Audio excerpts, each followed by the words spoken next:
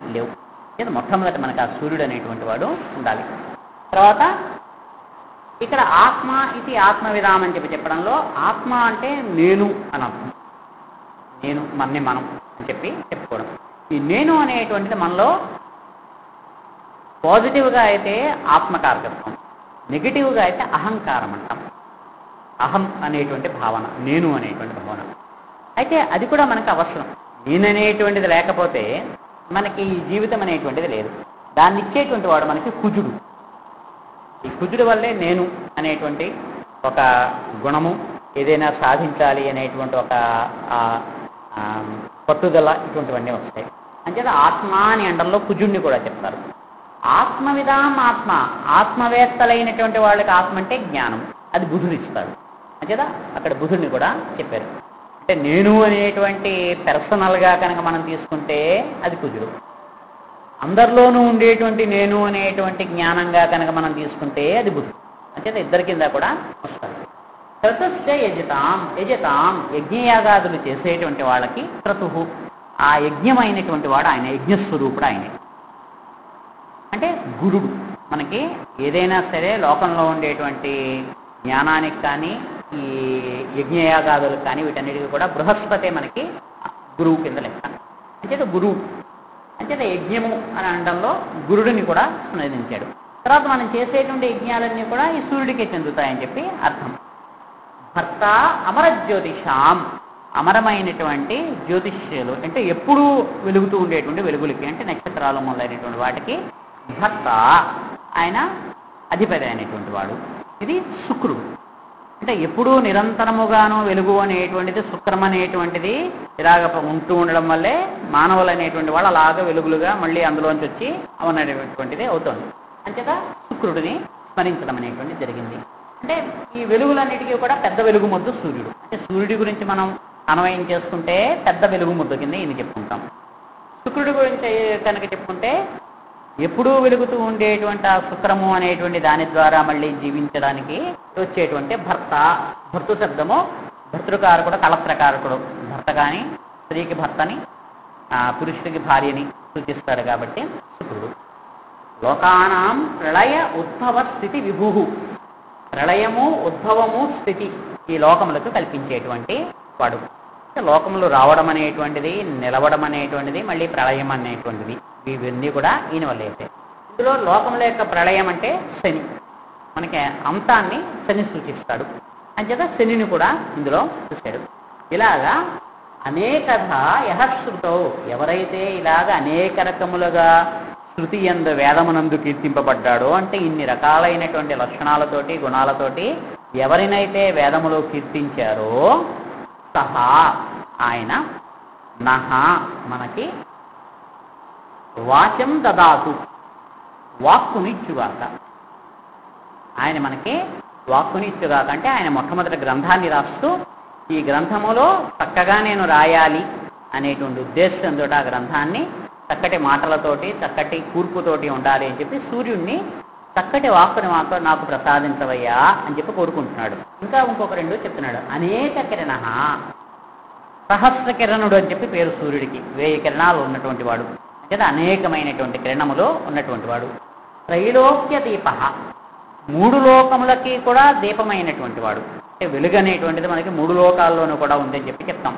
ఆకాశంలో ఉన్నప్పుడు సూర్యుడు అని చెప్పి చెప్తాం, అంతరిక్షంలో ఉన్నప్పుడు విద్యుత్ అంటే మెరుపు అని చెప్పి చెప్తాం, భూమి మీద ఉన్నప్పుడు అగ్ని అని చెప్పి చెప్తాం. ఈ 3 కూడా సూర్యుడి యొక్క రూపాల కిందే చెప్తాం. అంటే భూమి మీద అయితే మనం ఫిజికల్గా మనం అగ్గిపుల్ల వేస్తే వచ్చినటువంటి నిప్పు ఏదైతే ఉందో అగ్ని, అది భూమి మీద ఉండేటువంటి సూర్యుడు. అంతరిక్షంలో భూమికి ఆకాశానికి మధ్యలో ఉండేటువంటి ఇంటీరియర్ స్పేస్ ఏదైతే ఉందో రోదస్సు అని చెప్పి అంటాం. దాంట్లో ఉండేటువంటిది ఏమిటంటే మెరుపు. ఈ మబ్బుల్లోనూ వాటిల్లోనూ వచ్చేటువంటి ఆ మెరుపు అనేటువంటి విద్యుత్ ఏదైతే ఉందో అది. ఆకాశంలో ఆయన మనకు కనిపించేటువంటి సూర్యుడిగా ఉంటాడు. అంటే 3 లోకాల్ని ఆయన వెలిగిస్తున్నాడు 3 రూపాలతోటి. ఇలాగ 3 రూపాలతోటి వెలిగిస్తున్నాడు. ముగ్గురికి అక్కడ ఆకాశంలోనూ వెలుగునిస్తాడు, అంతరిక్షంలోనూ వెలుగునిస్తాడు, భూమి మీద కూడా తన వెలుగుని ప్రసారం చేస్తాడు. అంచేత 3 లోకాలకి దీపమైనటువంటి రవి, అనేకమైనటువంటి కిరణములు కలిగినటువంటి వాడు, ఈ లక్షణములన్నీ కలిగినటువంటి వాడు మాకు వాక్కును ప్రసాదించునుగాక. అని చెప్పి మాస్టర్ గారికి ఈకే గారికి చాలా ఇష్టమైనటువంటి శ్లోకం.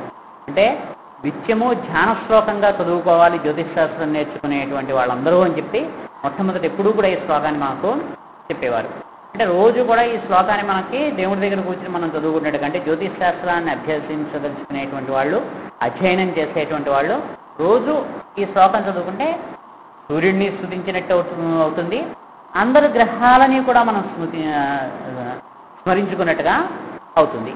అంచేత మొట్టమొదటి మనం ఈ శ్లోకాన్ని మనము చెప్పుకున్నాము.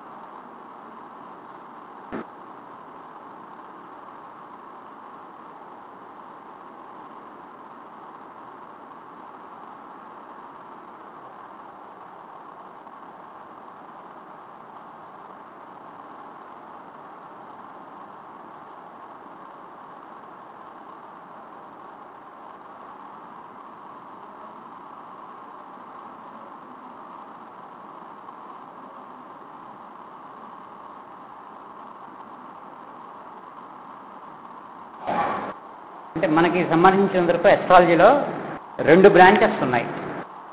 ఒకటి స్పిరిచువల్ ఎస్ట్రాలజీ లేదా ఈసోటెరిక్ ఎస్ట్రాలజీ అంటాం. రెండవది ముండేన్ ఎస్ట్రాలజీ ఆర్ ఎక్సోటెరిక్ ఎస్ట్రాలజీ అని చెప్పంటాం. అంటే ఇందులో ఇది మనకి మనం పాపులర్గా మనం అనుకునేటువంటి ఎస్ట్రాలజీ అనేటువంటిది ఇది. అంటే పాపులర్ ఎస్ట్రాలజీ అంటే మనకు తెలిసినటువంటి ఏం జరుగుతుంది ఇలాంటివన్నీ కూడా మనం దాన్ని ముండేన్ ఎస్ట్రాలజీ అని తెలుస్తున్నాను. అయితే ఎస్ట్రాలజీ యొక్క అసలైనటువంటి తత్వము స్పిరిచువల్ ఎస్ట్రాలజీ అనేటువంటి దాంట్లో ఉంటుంది. దాన్ని ఈసోటెరిక్ ఎస్ట్రాలజీ అని కూడా అంటారు. అయితే ఇది బేస్. అంటే ఎస్ట్రాలజీ కూడా మనకేంటంటే ఈ జ్యోతిష్ శాస్త్రం అనేటువంటిది కేవలం మనకేం జరుగుతుంది, మనిషికి ఏం జరుగుతుంది అనేటువంటి దాంతో కాకుండా సృష్టి మొత్తం ఎలాగ ఆవిర్భవిస్తోంది అనేటువంటి దాని నుంచి ఉంది. అంటే మనం అందులో ఒక చిన్న పార్ట్ అంతే, చాలా చిన్న భాగం మనకి ఈ మన మానవమైనటువంటి సృష్టి, మన యొక్క జీవితం అనేటువంటి దీని యొక్క ఇంతకంటా పైన ఉండేటువంటిది ఏమిటంటే అసలు గ్రహాలు ఎలా పుడుతున్నాయి, ఏ గ్రహము ఎంతకాలం ఎలాగ ఉంటుంది, ఆ గ్రహాలకు మూలమైనటువంటిది ఏమిటి, ఈ దేవతలు ఆ గ్రహాలకు సంబంధించినటువంటి వాళ్ళు ఎలాగ దిగి వస్తూ ఉంటారు, ఇటువంటివన్నీ కూడా స్పిరిచువల్ ఎస్ట్రాలజీలో మనకి